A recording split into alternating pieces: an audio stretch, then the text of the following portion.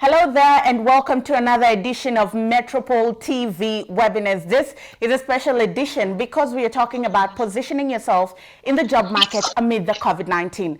Now, since January this year, the world has been battling the COVID-19 pandemic, which started as a disease in the Asian countries but has spread across the world. And it's not like any virus. This virus has brought the whole world to a sudden halt. So many activities have stopped and businesses have been affected. Banks have filed profit warnings. We saw HSBC do that. We saw Equity hold on paying out dividends just to ensure they have liquidity in their market. We have seen companies as big as Victoria's Secret file for bankruptcy. Airlines have been asking governments to bail them out of their financial turmoil. Kenya Airways back at home has lost over R1 billion shillings. The African aviation industry collectively has lost over 90 billion Kenya shillings. And KQ will be laying off half of their pilots. That is how bad the virus has disrupted business. However, on the flip side, the virus has posed an opportunity to very many companies. For example, Amazon will be hiring an extra 100,000 workers. The virus has changed work as we know it. So what are the sectors that have been disrupted? Where are the opportunities? What is the future of work? And how do you position yourself to be headhunted by the organizations that are looking to hire?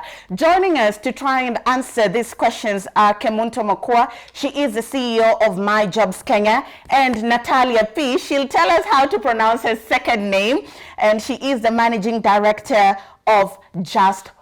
And to everybody who's joining in via the webinar, welcome. We'll begin with presentations and then later on we'll open it up to our Q&A session. Now let's begin with Kemi. Kemi, it's a very interesting time that we are living in. As I'd said in my introduction, COVID-19 has disrupted the business scene. Take it away and do your presentation.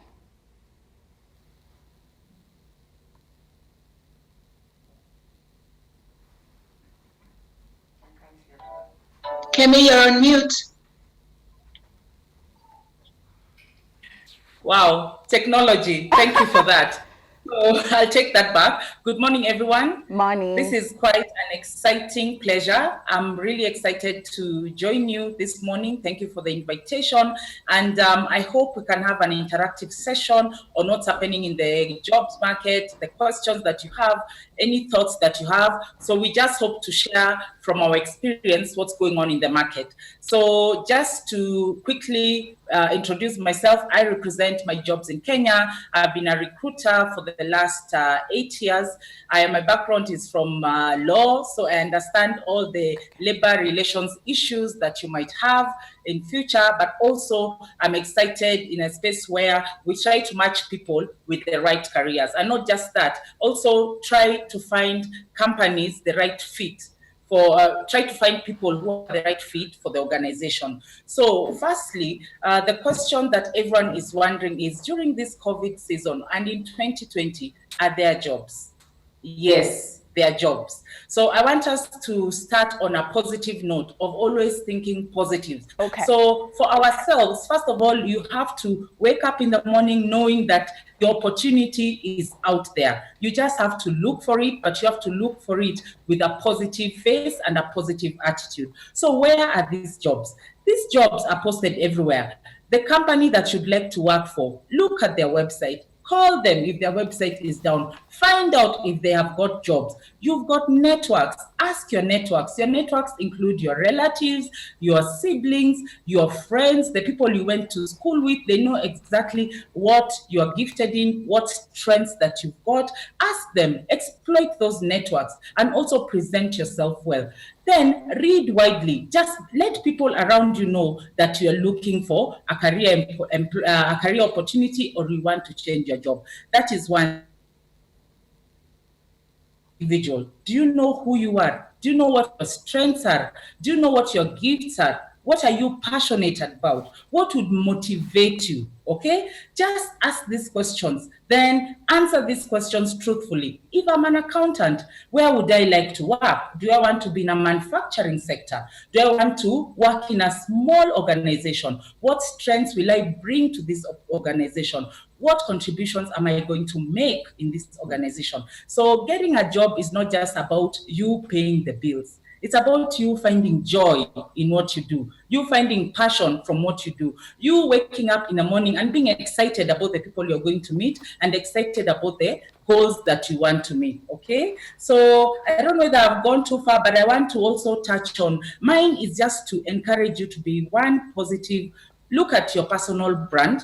Look at, for example, how is your CV? Speak to people, because we are so many HR practitioners these days. Look at us, we are online. And Natalia is here, they are online. Reach out. Don't just sit and decide, oh, there are no jobs. Oh, I'm seeing on television, everything is bleak. Please do not do that. I would just like to encourage you to step out of that box and try and work. Look at your brand, look at your CV. Try and when you read a job advert, the job description is there. Go through it. Look at your CV, ask yourself, am I the right person for this job? You know, sometimes you read job adverts, at that desk. You can see yourself. You can see yourself interacting with clients. You can see yourself at a podium speaking and sharing your ideas, asking donors donations. Now, when you feel that passion, apply for the job with that passion. Another thing, really they apply. I think my colleagues on board will tell you, they'll apply to about the month of August and decide, oh, no one got back to me. Oh, that company, they're just depressed. But I want to let you know that, first of all, just know you're not the only applicant. And if the only applicant, it's a competitive field. Okay. So how do you package yourself to that job is yours? That's where I'm talking about your brand. You must stand out. Make sure your CV is stand out. Okay, when they ask, if someone calls your peer and asks, Caroline perform in tasks? Is she motivated?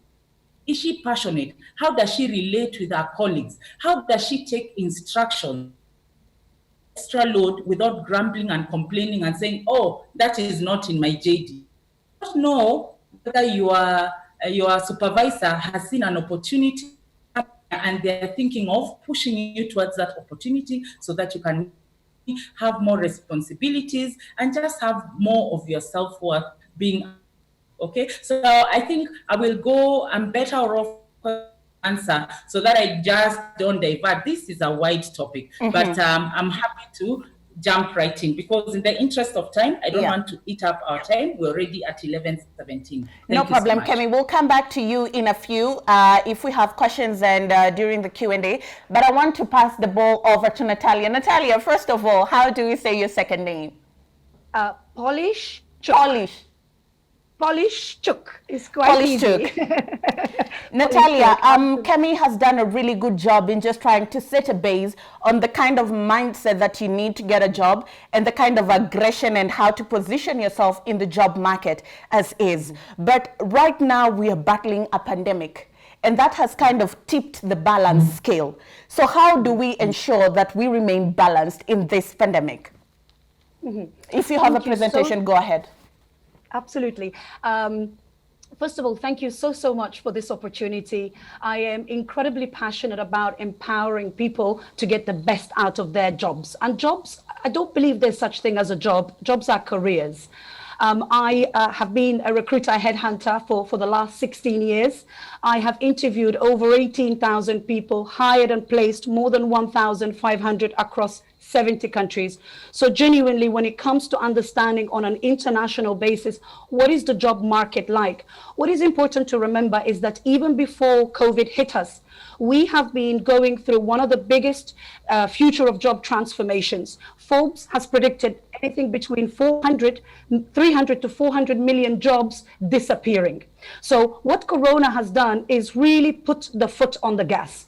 Even before Corona, one of the biggest and fastest trends developing at over 1,000% is home working. And what I want people to understand is that, yes, Corona has, as you said in your introduction, has really impacted the world of work across every single sector that we can potentially imagine. But what we need to do is realize this.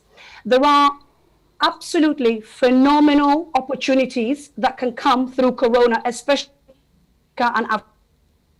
Once you are online, you are global. Once you literally can get yourself onto a laptop, you are now a global employee. So whilst the winning industries, for example, we can think of immediately e-commerce, as you said, Amazon.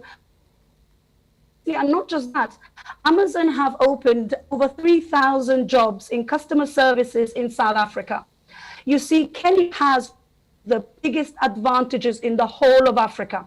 Apart having a prime location, every Kenyan fluent in English. Not every African, or not all Africans will be fluent in English. So I think there are so many advantages that really all Kenyan potentially could have. But when it comes to opportunities right now, what COVID has done is prepare us for change. It has forced us to change, whether you are an employer or you are an employee. And getting change, to be in a change kind of format, is a very, very difficult thing to achieve. This change now means a lot of new windows are open for us. So when it comes to opportunities, yes, there are still lots and lots of, we are busy. I'm a boutique headhunting agency. We are opening headcount literally still on a weekly basis. So the shift has to change, and the shift has to be, do not just approach your job as you have been doing it previously. You now that change, you are now a global employee and you can work from absolutely anywhere. And you've spoken about opportunities. Besides the e-commerce, what are some of the other sectors that we're seeing opening up? So you will, obviously the medical industry of those, but what is very interesting in the medical industry is that we have private and public. The private sector in the medical industry has taken quite a lot of blow in Kenya specifically, whereas the public sector has actually grown.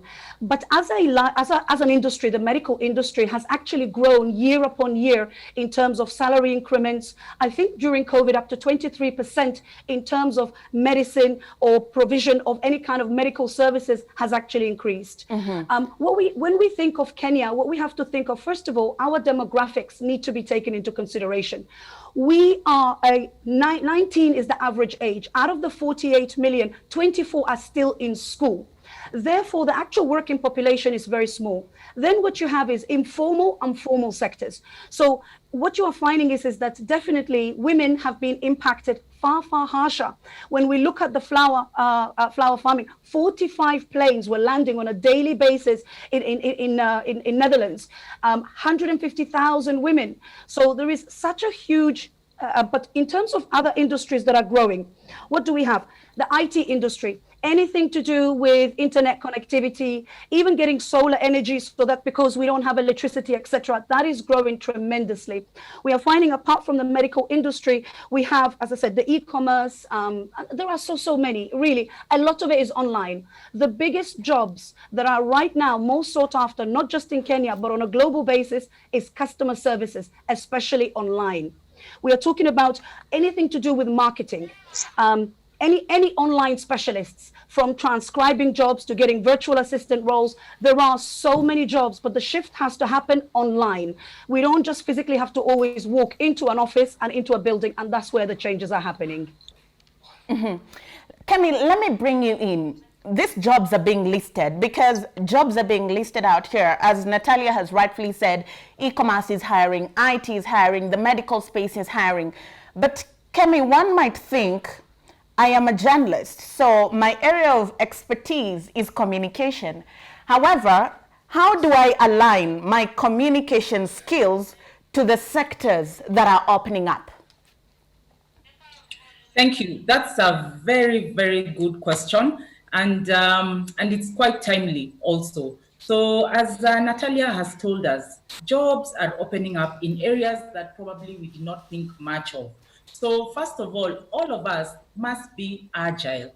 Being agile means you are easily malleable, you are adaptable. Okay, let's not just be stuck. So what we should be doing right now is look, when you just do a quick check, whether you go online, LinkedIn, all this, and including our website, and you see the jobs that are there, the first question you ask yourself is, in this job that I'm looking at, what are my strengths? Because you can see all of us here are different. We all have different strengths. We all have different weaknesses. Then look at, okay, will these strengths supersede my weaknesses in performing this job? Or will my weakness actually impede my performance in this job? Therefore, if you know, because we all know ourselves, if you critique yourself, you know exactly where your weak points are, then there are so many courses that are free online. Why don't you sign up for that course online, read online, talk to people about these things online. Don't just live in a bubble. The world is about networking, and networking is not just about you asking for a job or for a deal here and there. It's also about you being challenged by your peer. Look at your peer, you know they're communicating well, but also be honest. If you've got a close friend or they come to you and they are seeking your guidance, because we exist in very small groups, also be honest. And we must be ready to be critiqued, and we must be positive about how we take it so that we work towards a better way. I hope I've answered your question. And I want to still stick with you. As recruiters Yes. are posting jobs, bearing in mind the way COVID-19 has reshaped the workspace, what type of Yes. skill set are they looking for? So number one, when we are posting jobs, every job is different. Every industry is different, depending with the environment and depending with the need. So firstly, as an organization, the organization will have their own values. So the values of the organization is going to drive the kind of people they want to hire. So you look at the value of that organization. Then, as a, let's say, let me work with an IT professional. Let's say you're a website developer. So yes, you've got the papers, you've got the degree, you could even have the master's. You've been going back to school, so the papers are in check. But they want to know next, do you have that cultural fit? Will you fit into that organization? Will you fit and drive their agenda with their values? Or are you coming because you've got all these papers, you're coming with values and a culture that is going to destroy? Okay, so firstly, the basics must be ticked. But next, we are looking at you as an individual. What kind of personality do you have? Do you deal with people well? Can you represent the organization well? Can you sell their values well? Or are you always fighting, or you're just difficult to take instructions, or you're never motivated? Because you know, sometimes you might be stuck in a job for such a long time, 8 years. You're wondering, oh, I'm not being promoted. No one talks to me. No one looks at me, because you have no motivation. Even we do background checks, and you can call someone and they say, hey, that candidate has to be pushed. These things are real. So I'm just talking about your personality must also fit the job. You have to do more than just having your papers in check. You also must be able to have the cultural fit. So find out what are your personal values, and also find out what is the organization values, because now organizations are online. They've adapted. You can find or even call them and ask them. And if your values are not aligned to their values, I tell you, please look to another company. Thank you. Natalia, what kind of secondary skill set has COVID-19 necessitated for people to learn in order to remain relevant and survive the job market? Internet of Things, Internet of Things, Internet of Things. It has forced even your traditional senior individuals used to being in an office, like to brainstorm physically. They now have become familiar with Zoom, WebEx, and everything else from Slack to Trello. We have really become a lot more Internet of Things. That's definitely something that has shifted. Going back to, I would like to add that as a headhunter, what is very important for people to understand is that when a company hires, it hires soft skills. And that is exactly what Kemunto was saying, you know, your personality. When I take a brief, the first thing that a client says, I want somebody trustworthy. I want somebody who is a self-starter. I want somebody who, you know, can have good communication skills. And when you think about those soft skills, we cannot see them on the CV.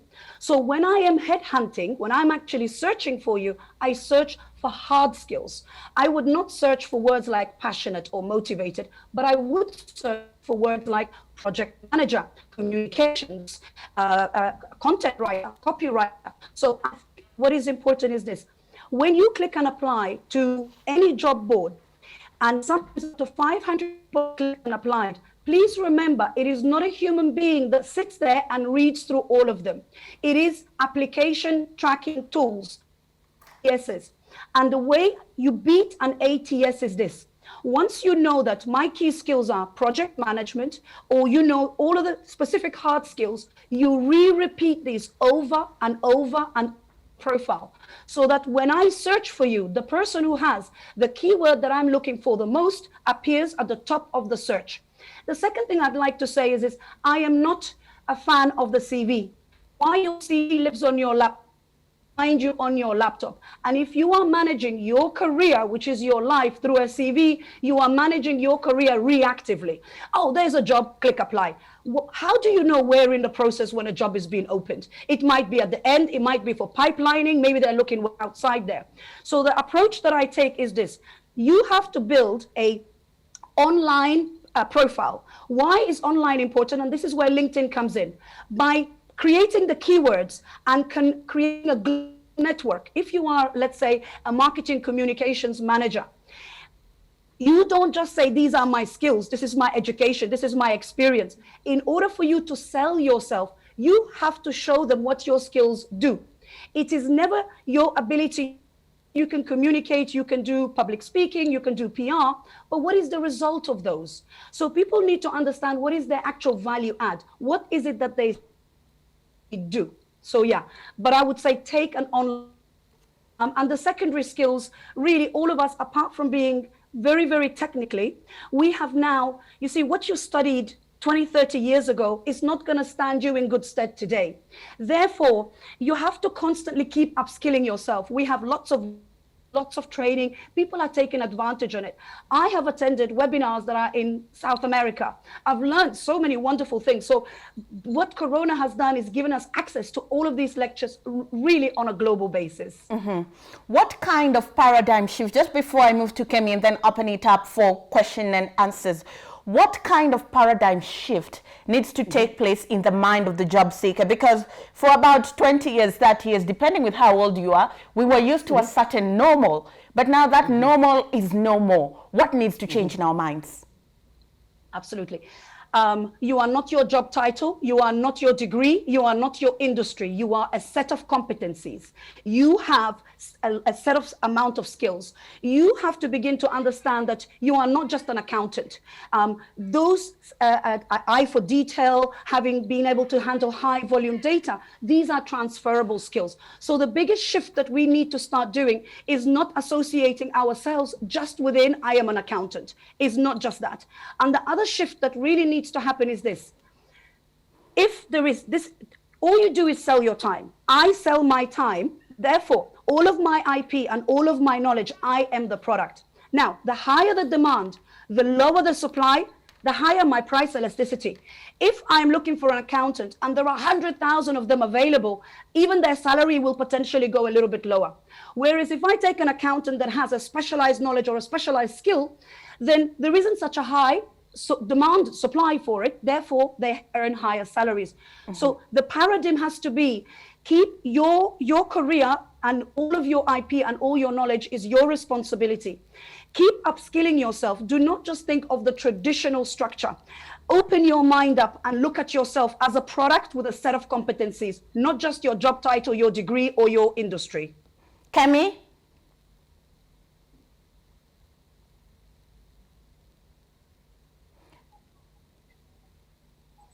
Sorry, muted again. I just want to second what Natalia has shared. Indeed, we are looking for people who, as I said before, people who are agile, okay? We want to know, for example, if you've had a break in your career, the question will be posed. So what have you been doing during this space? Because now all of us here know there are so many universities and also institutions that are offering free certifications. Are we taking those up? Or what have we been doing? Are we volunteering somewhere? Or are we just sitting at home and watching series after series? Okay? So these questions will be asked because recruiters want to know beyond. Like, for example, I want to touch on the applicant tracking tool that we use. First of all, I want to encourage all of us here, because Kenya, we've got a culture of thinking you must know someone to get a job.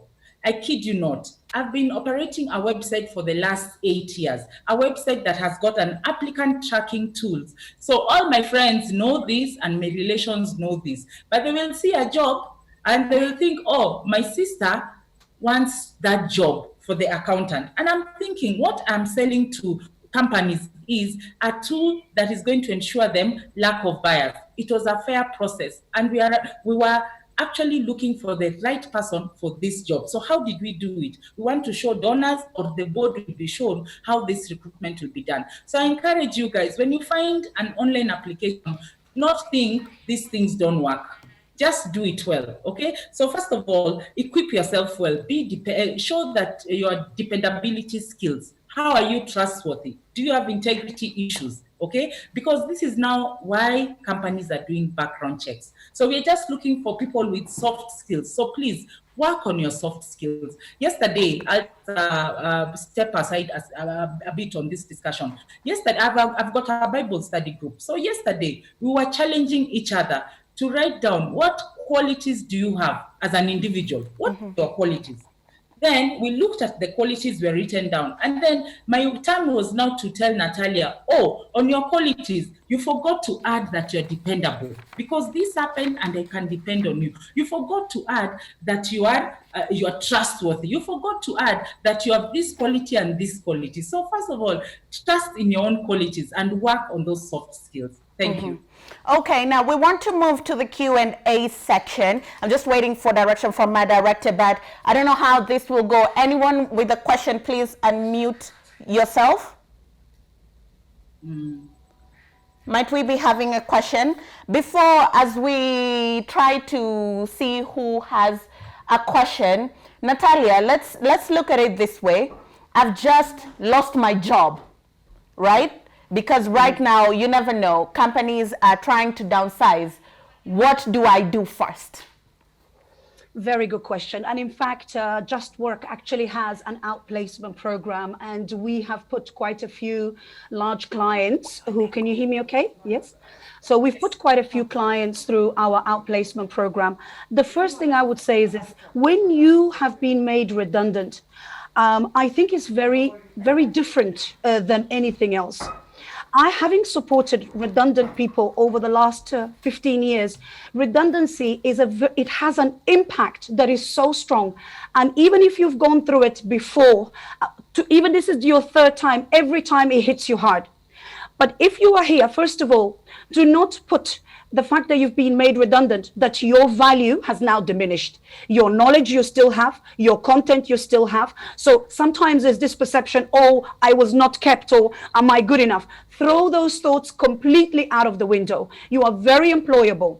The first thing that you should do is, first of all, start building an online platform. Start building an online profile. And you don't just go and dump your CV on a platform like LinkedIn. What you do is you start connecting and you start showing, for example, you don't say, I'm a great presenter. What you do is you show several presentations that you've done. Others call you that. You see, as Kemunto mentioned, personal branding. For me, this is the most important. Personal branding is an ongoing process. It has no beginning, no middle or end. It's an ongoing. And it is an impression in the mind of others. So if I want, like Kemunto was saying, I say personal branding is the most important thing that you must nourish, build, nurture, both when you are in employment. Now, don't go into panic if you've been made redundant. Don't just sit hours and hours online reading all the different job titles and job descriptions and go on there. Do your research more proactively. First, understand who am I as a product? Because I as a product, not every company will want to buy me or can afford to buy me. So it's about taking identify future employers. Go and identify future potential opportunities. Just because they are not open right now does not mean that there is no job. Birds of feather flock together. Join the right groups, join the right conversations, build a digital online network, a global network. And then, as I said, show your value add. And you reach out to people, to as many as you can. And the other thing I will say, the most important for anybody who's been made redundant or looking for a job right now, is do not collect no's, only collect yeses. Forget about what you've not replied. It is none of your business. You have no idea. Do not collect no's, collect only yes. And then you move forward. Okay, Kemunto, I want to come to you because you spoke about a CV and what you're always looking for. Sang is asking, what are the next important things to look for or to include when writing your CV? Okay, thank you. That's a good question. A CV, there are different ways of writing a CV. So there is no one set way. That's what I want to encourage everyone. Even when you do a quick check on Google, you'll find so many options. Even Canvas has got quite a number of templates for writing a CV. But number one, your contact information must be there. This CV belongs to whom?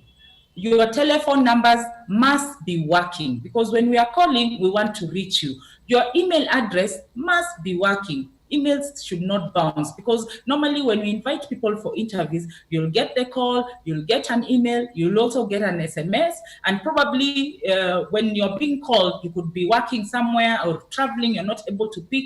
Therefore, your email should be working, because the person, just think, the person on this other end is a human being, okay? And they're dealing with so many other candidates. You're not the only candidate, okay? So have your contact information working. You can have a brief introduction of who you are, because you're telling us, but so many people just download this from internet or copy and paste from other CVs. You need to be careful. If you're copying and pasting from another CV and I see the font is not matching, or I'm wondering, this person says, but when I read the other information, be careful, be honest, people, be honest and trust yourself. Come on, trust yourself. So you can have a little introduction. Then you want to know probably what is your education background, because remember, we are working with companies or organizations or associations. So there are certain jobs that require you to have certain kind of level of education. So we will want to know where you have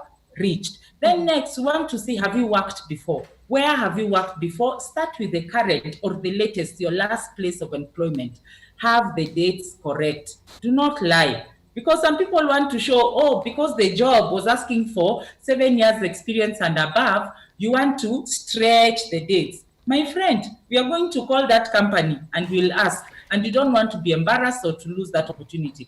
Next thing, after you've put the organization, the CV should not be more than 3 pages. I want to emphasize, not more than 3 pages, because we cannot read all we are human. Even you, when you get a long chat, do you read all of it? No, you don't. So the CV cannot be more than 3 pages. Then you can put your referees there, or you can actually put referees can be provided on request. There's no problem. Okay, but there's no set way of that the CV must look like this. But just know which industry, because if I'm looking for someone in the creative industry, the CV must also be creative. For example, I want to see their portfolio.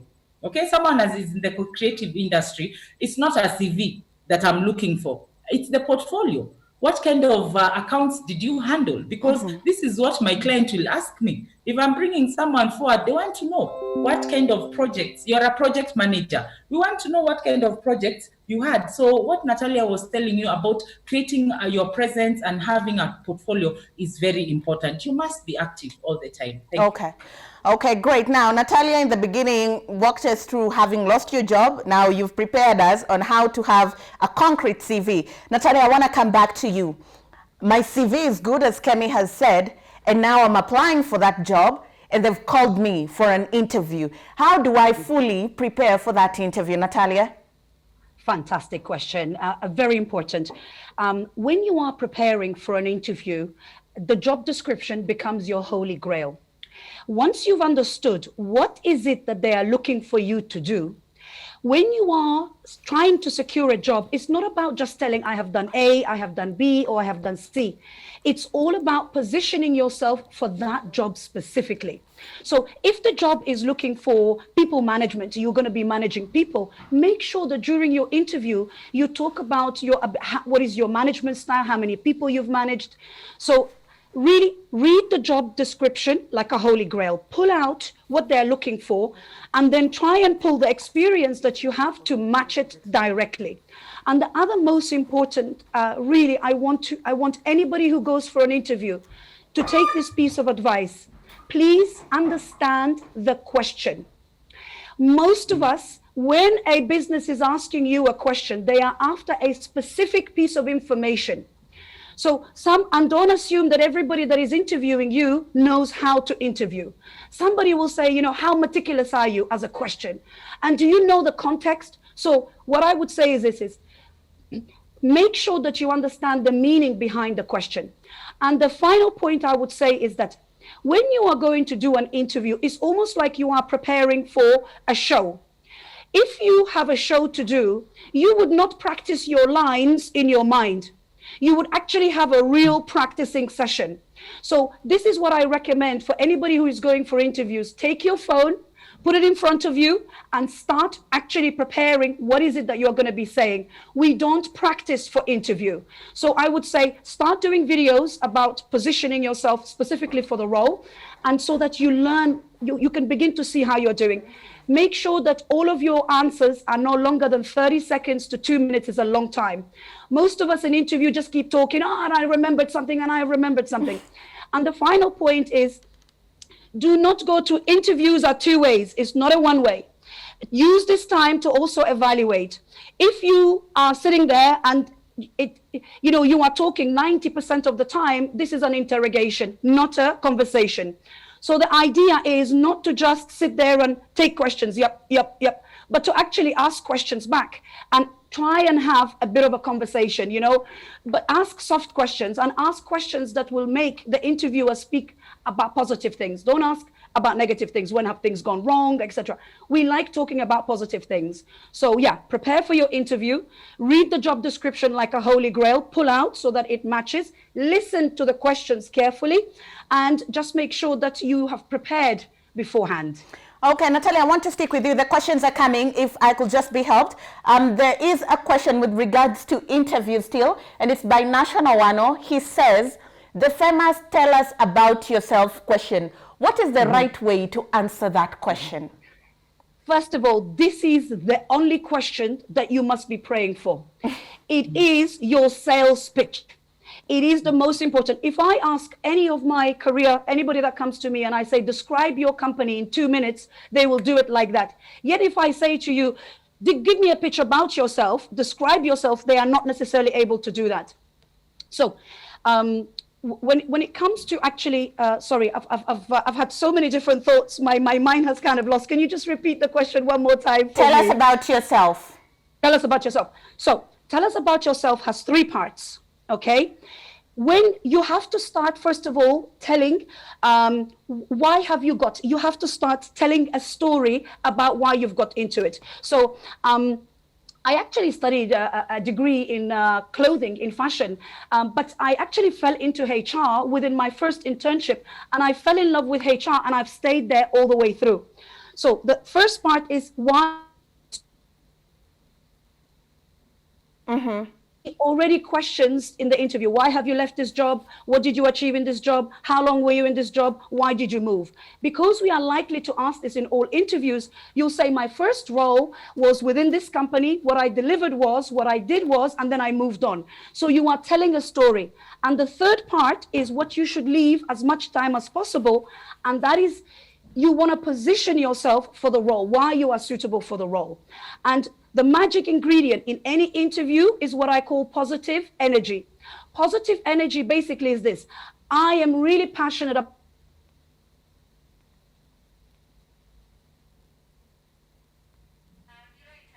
Natalia? Okay, we've lost you there for a minute. We'll come back to you. But there is a question here, and I want to throw it to Kemi. It's from Wangeshi, and she says, what skills can we start learning / continue building on to be ready for the world work in this age of digital transformation, as some jobs will be replaced by AI and robotics? Kemi?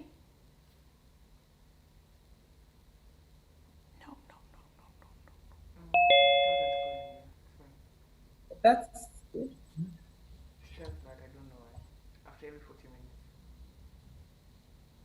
Kemi? There is a good question here about how do I talk about weaknesses. That's a very good one. Now, when you are talking about a weakness, I use the CAR or CARL, context, action, result, and learning. Okay. If you've ever been asked to, tell me about a weakness or tell me about when something went wrong, you can share that, but always finish it up with what did you learn from it. Okay. Therefore, you answer a negative question with a positive as the end. Yes, I wasn't able to communicate at the start of my career, but what I learned from that and how it now stood me in good stead is, so any negative question that comes up, always try and close it with a positivity, because that will leave a positive feel of your answer. Kemi, let's come back to you. Hopefully you can hear us now. And somebody was asking, what kind of skills do they need to learn right now in this digital age, as some jobs will be replaced very soon? Okay, thank you for that question. It is a good question. And I think I just posted an answer on the chat. But first thing, guys, as we keep emphasizing, it's all about your passion. You look at a job, don't start fearing about robotics and AI. We've just spoken about customer service still stands out. Their job, you still need the people to do this job. So firstly, do your research. Do your research widely in your field. Read, and just research. YouTube is there for you and Google is there. All these are free. You just need to have internet. So after that, work towards that. Your job is in a certain area. Am I passionate in this area? What other opportunities are available in this area? So do your research. Don't just sit and feel despondent that now the world has ended since robots are here, please. I just want to encourage you. First thing, do your research and then look at your passion. What am I passionate about? Can I actually do this job? Because at the end of the day, people want to know whether you've got the ability to perform the tasks that will be assigned to you. Let's cross over to the chat box. I had seen comment or question by Peter Okea. There's also another question I can quickly touch on. Okay. How can I quote a salary when asked in an interview? This is where integrity issues come in. There are some jobs that will post the salary there. There are some jobs which will not post the salary. But firstly, when you're asked your salary, there are organizations that already have a budget. So do not fear and lie. If I was earning, let's say, 20,000 as a sales agent, and then there's a job there I see, team leader in sales for 80,000, then I'm asked this question. 20,000 and 80,000 is quite a gap, right? Yes. I'm asked this and I start answering, oh, I was earning 75,000. First, I have lied. And easily, we can ask for those P9 forms. Those KRA ones, yes. You can check. Or even the statements to see, did this person actually earn this amount of money? So I want to encourage you, integrity is very key. Pray, be honest. If that job is yours, it's yours. That's number one. If there's a budget for it, they will give you. But they're going to see whether you're qualified to step in that next role.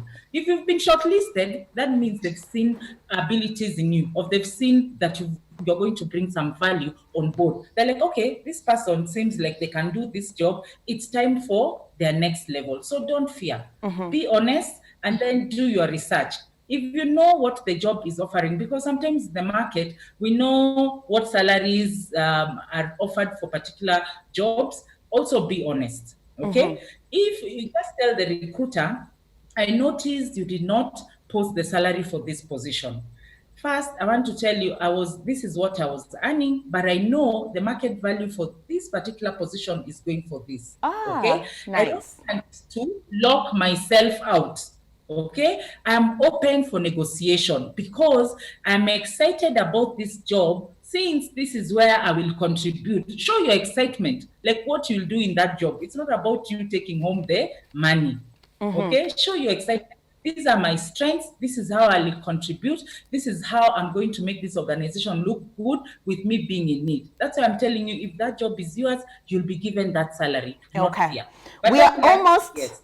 almost running out of time, but I know the comments are coming in fast and furious. We'll try and take as many as we can. Okay, Peter is saying, if a candidate cannot articulate himself or herself in an interview, but has the best CV and seems to be the best candidate for the job, will they get the job or will they get considered? Natalia? I'm muting. A very good question. You see, people by people. When it comes to recruitment and people interviewing you, it's a lot about how that individual perceives you. It's all about, again, that gut instinct. So if we are not able to communicate, it's not about the ability to communicate. So for example, a finance person may be limited in the words that they use. So what I say is, if your head bobs like this and the manager's head bobs like this, it's a match, literally. So it's not about just being a high communication person. It's about finding birds of feather flock together. So sometimes you might be talking in a language that somebody else does not understand. So I think a lot of hiring happens because of, in that 1 hour, I'm trying to understand, can I predict your future behavior? And sometimes you can come across as a very driven, ambitious individual, and that hiring manager may have previous hiring baggage. Oh, I've managed somebody who was ambitious and they did not stay long with me, therefore. And I will tell this to people. If you knew only 1/10 of the reasons why a candidate has been selected over the other, you would never be upset. It genuinely has nothing to do with you. When businesses are hiring, they're hiring for their own preference, for their own understanding, for their own. It has nothing to do whether you can do the job, whether you can succeed at the role. It's all about humans choosing other humans. That's why the interviewing, it's so important to position and mirror. I do a great deal on interview coaching. You know, I can show you how to prepare, how to answer the typical questions, especially when you are using visual language.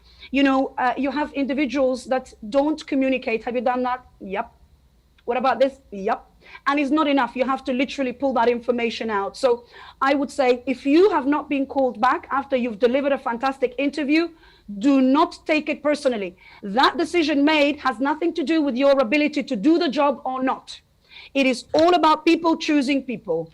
That's what I would say. Okay, and you mentioned something about digital footprint. There is a question, if we could just cross over. Can I say it? Okay, Edward Bowen says, how do you marry CV and online social profile?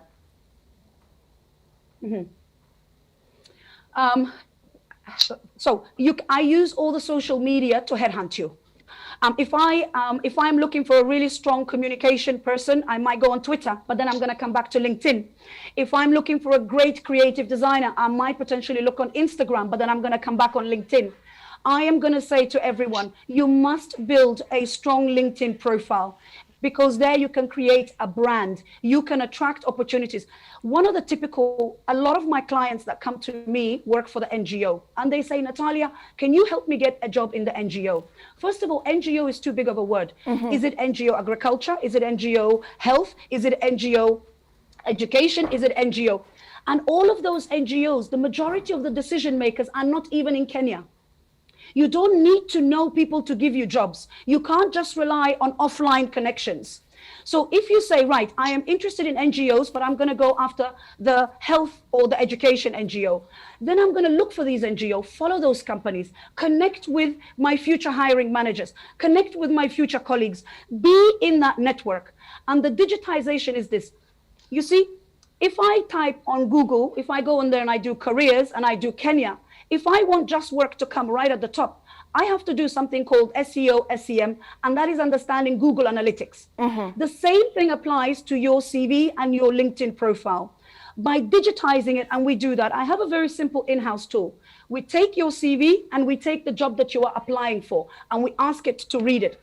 You see, reviewing a CV or a LinkedIn profile on its own means nothing. I have to review it against something. So if you want to get headhunted, which is the best way to do, 95% of recruiters are online, 80% of hiring managers are looking for you. Get into that network and digitize, which means make it hard skill keyword basis. Yeah. That's Okay, I really have to wind up, but before we wind up, Kemi, very briefly, I want to find out from you. WHO says maybe for the next 2 years we'll still have COVID-19. What does this mean to me personally as somebody looking for a job or in the job sector? Career-wise, what does it mean? Thank you for that question. Firstly, your health is number one. Take care of yourself, because when you're not healthy, you'll not be able to work, support yourself, and support the people that love and love you back. Okay? So number one, we are all concerned about our health and our environment. Okay? Then number two, I've told you, it's all about our mental wellness. That is number one, because for you to sound motivated and passionate, it has to come from inside.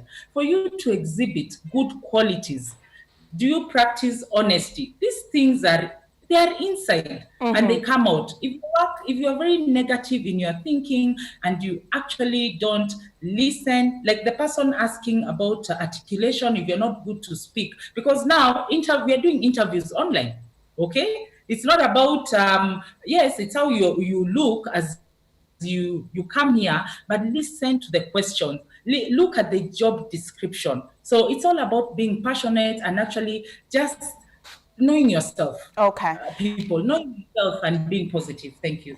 Natalia, you take the final one. We don't know when COVID-19 will end, and we cannot even begin to quantify the kind of damage that it would have left once it's over. What does this mean for the future of work?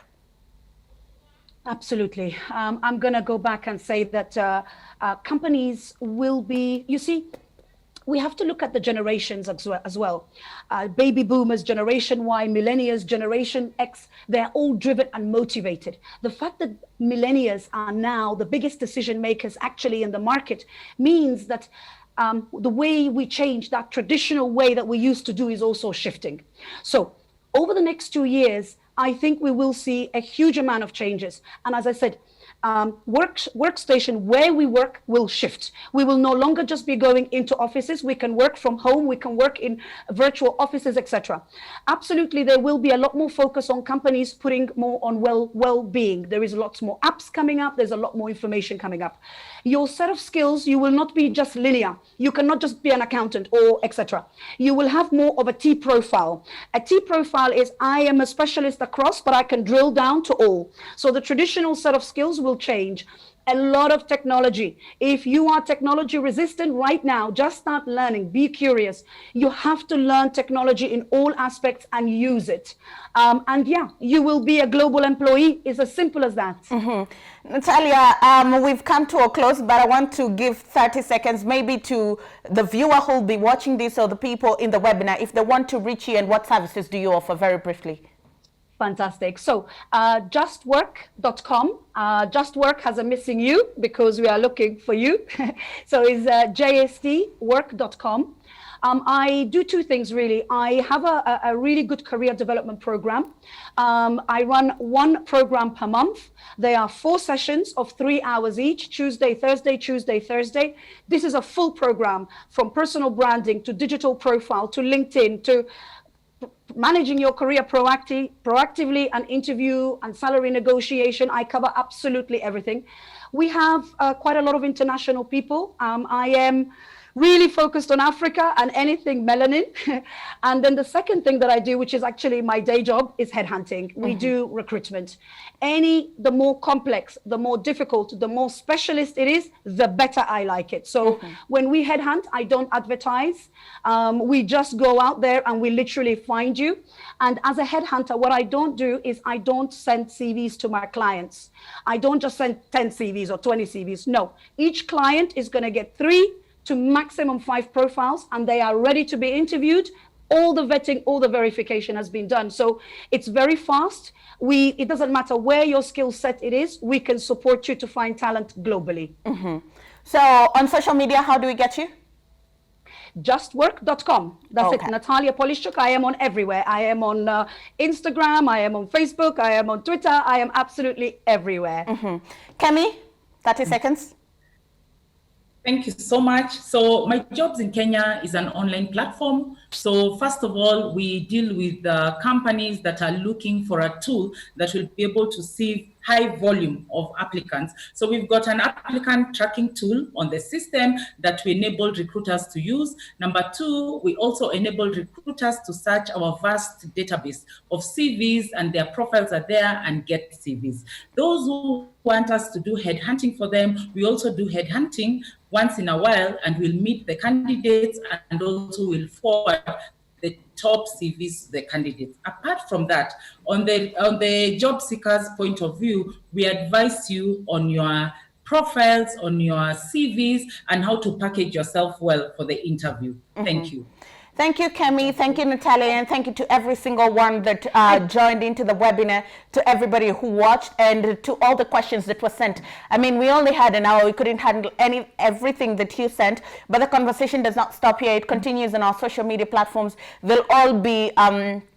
Kemi's contact details will be attached to our Metropole TV social media handles, and same to Natalia. We hope that you can keep connecting with them, and whatever questions you have with regards to this topic will be handled to the fullest.